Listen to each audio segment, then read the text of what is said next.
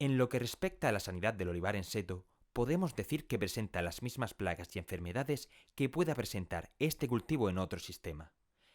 Las únicas diferencias que podemos encontrar es que se deben de vigilar con mayor atención dadas las condiciones de humedad y temperatura generadas por la alta densidad de plantación. Vamos a hablar hoy con Enrique Fernández, que es técnico especialista en sanidad de cultivo en seto. Y bueno, le vamos a preguntar que cuáles son los principales problemas en sanidad que nos encontraríamos en este olivar. Pues las principales plagas para el olivar adulto serían tradicionalmente la mosca y el pray, y en olivar en formación pues el glifodes y la cariosis.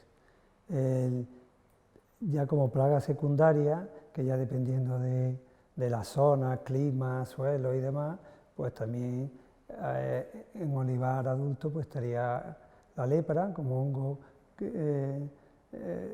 sobre todo en variedad arbequina, y escudete, algodoncillo, otorrinchu, pero ya en menor medida y dependiendo de las circunstancias de manejo de cada zona, ¿no? Normalmente, cuando están en formación, las plagas tipo glifodes y acariosis no suelen ser plagas que después en adultos sean peligrosas, ¿no? Yo no creo que en este tipo de cultivo del superintensivo haya mayor incidencia de plagas y enfermedades que en otro de tipo intensivo.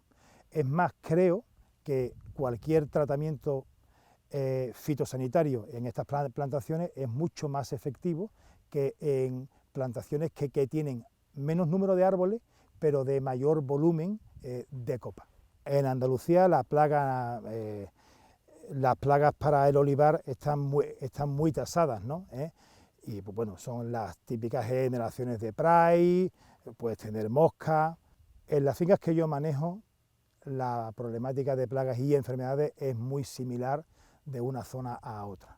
Bueno, verdaderamente con el paso de los años se hace un seto muy grande y la falta de luz puede ocasionar diversas enfermedades. Pues son más comunes como el repilo, debido a la humedad, no depende de la zona.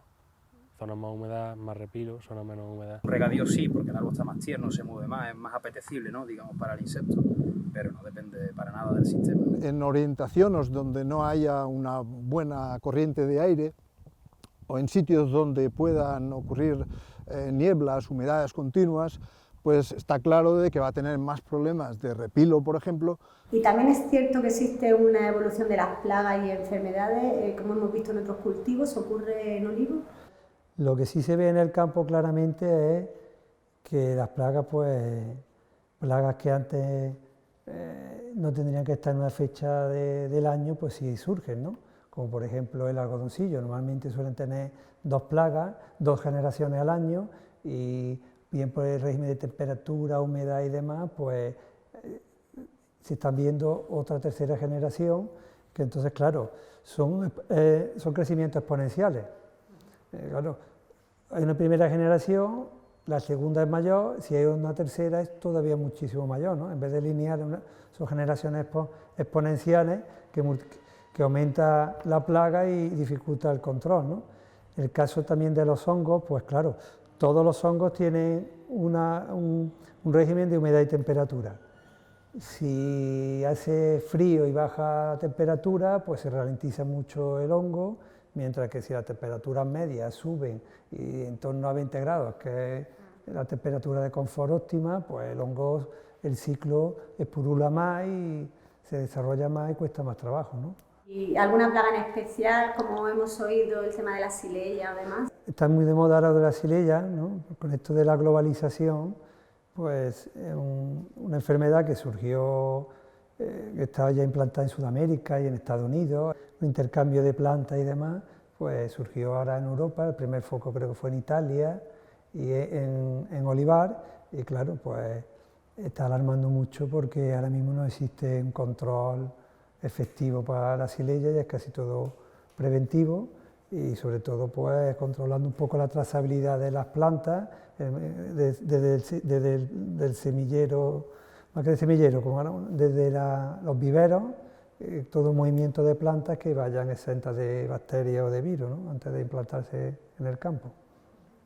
¿Qué se hace para combatir o evitar la proliferación de estas plagas y enfermedades? Bueno, para ello lo mejor es lo que se llama la lucha integrada. La lucha integrada es como un conjunto de medidas o herramientas disponibles pues, para este control. Una medida puede ser, por ejemplo, por empezar, es elegir la variedad, porque hay plagas y enfermedades que son más susceptibles de una variedad de otra. Por ejemplo, el verticillium es un hongo que seca muchos olivos y hay variedades que son bastante más resistentes que otras. Entonces, si voy a implantar un olivar y analizo la tierra y hay verticillium, pues tengo que empezar pues, elegir una variedad que sea más tolerante o resistente al verticillium. Otra medida a tomar puede ser medidas culturales. Dentro de las medidas culturales, pues la poda, es decir, un árbol que exceso de vegetación, pues tiene más posibilidades de que tenga hongos, repilos, etcétera, que uno que esté más aireado, que el aire pase bien. El exceso de nitrógeno es muy perjudicial porque el exceso de nitrógeno potencia las plagas y las enfermedades, pone tierno, lo que vulgarmente se dice tierno la planta y por ejemplo, las plagas, cuanto más tierna esté la planta, más atacan. Por ejemplo, el glifodes, si una hoja está endurecida no suele atacar y si está tierna ataca y normalmente es por el exceso de nitrógeno. Así que, y no va a dar más producción por el exceso, sino que puede ser hasta contaminar acuíferos, etcétera, ¿no? Tema de los insectos beneficiosos, es decir, la crisopa, cuidar los efectos beneficiosos que mantienen el equilibrio de las plagas. Ya se está estudiando mucho la suelta de insectos beneficiosos, lo que pasa es que siempre el invernadero está muy controlado, es más fácil, al aire libre es más complicado, pero se está haciendo ya muchas investigaciones sobre eso. Y después ya, pues claro, las otras medidas son los fitosanitarios, que antes de aplicarlos, pues bueno, se ponen trampas para hacer el seguimiento de vuelos de las plagas y se ponen trampas con, por ejemplo, en el caso de la mosca, con placas cromatográficas, con la feromona y se mide la curva de vuelo y cuando supera el umbral que la población de la plaga pues, produce una merma en la producción, pues entonces ya se utilizaría a lo mejor un producto fitosanitario, ¿no?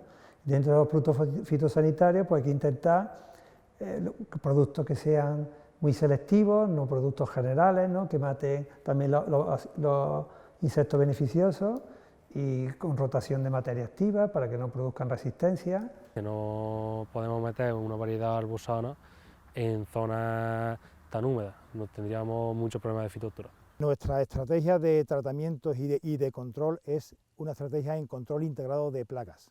¿Bien? Entonces no hacemos tratamientos programados o tratamientos por sistema, sino que cada vez que vamos a realizar un tratamiento es porque el umbral de la plaga ha superado un cierto límite. ¿Y qué me puedes contar sobre el ecológico? ¿Es fácil controlar las plagas y enfermedades en cultivo ecológico? Pues bueno, en principio en el cultivo ecológico el control es exactamente igual que un cultivo normal, es decir, la lucha integrada. Sí, todas las medidas que hemos hablado de la lucha integrada pues es aplicable al cultivo ecológico. En la naturaleza, de forma natural, hay un equilibrio entre plagas y enfermedades que a veces se rompen y entonces en ese caso pues hay que intervenir por lo mejor con los productos fitosanitarios que hemos hablado, ¿no? Lo que pasa es que en el caso de ecológico pues esas herramientas fitosanitarias se disponen de bastantes menos, pero también hay bastantes herramientas que se pueden usar, ¿no? Por ejemplo, el tema de repilos, pues el cobre está autorizado en ecológico como en convencional. Para el tema de la mosca, pues tenemos el caolín, que se puede usar también como repelente, la bacteria de espinosal, por parcheo, que también se puede usar para la mosca, y bueno, y para el tema del lepidóptero, glifodes, Prae y demás, pues está el Bacillus thuringiensis, que es un organismo vivo, entonces hay que tener un poco de cuidado porque hay que intentar que no esté almacenado a temperatura alta, porque se degrada, que esté formulado pues, en campañas, teniendo esa precaución, cuando se aplica pues mejor por la tarde para que el sol también lo degrada el producto. ¿Se utiliza algún tipo de fortificante? Sí, también. Hay un silicio, se puede utilizar el silicio que se absorbe en la hoja y forma una barrera que impide también un poco la entrada del hongo, ¿no? Yo creo que en el cultivo ecológico en los últimos años se han solucionado muchísimos problemas. Se ha solucionado el tema de la fertilización, se ha solucionado el tema de fitosanitarios para plagas que son ecológicos y para enfermedades que también son ecológicos. Hay muchos cobres en ecológico. Sin embargo, el mayor problema que yo le veo al ecológico es el control de malas hierbas. Aquí no se pueden aplicar herbicidas porque no hay herbicida ecológico. Eso obligaría a estar trabajando mecánicamente el suelo constantemente. Se tardaría mucho tiempo en poderlo labrar mecánicamente y eso haría que la hierba en el momento de intervenir estuviese muy desarrollada y sería muy complicado. Yo entiendo que hay dos grandes problemas con el olivar en seto ecológico, que es primero la hierba el primer año, y creo que otro tema que hay que mejorar muchísimo en el olivar ecológico es el abonado. O sea, los abonos ecológicos que están registrados son muy caros y tienen muy pocas unidades de nitrógeno, de fósforo, de potasio. Entonces, para llegar a las unidades de que un árbol sea verdaderamente productivo tenemos que gastar muchísimo dinero. Entonces creo que son los dos grandes obstáculos del olivar, de cualquier tipo de olivar en ecológico, ¿vale?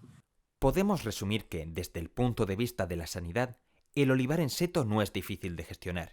Si bien es cierto que están apareciendo nuevas amenazas como la xylella, esta se presenta por igual en todos los sistemas de cultivo de olivar. Otro factor importante del olivar en seto es la facilidad de manejo en sistema ecológico de este cultivo, lo que le confiere una gran versatilidad para la implantación o conversión de las explotaciones en cultivo convencional, siendo una alternativa a considerar dado el incremento de precio a obtener en el mercado.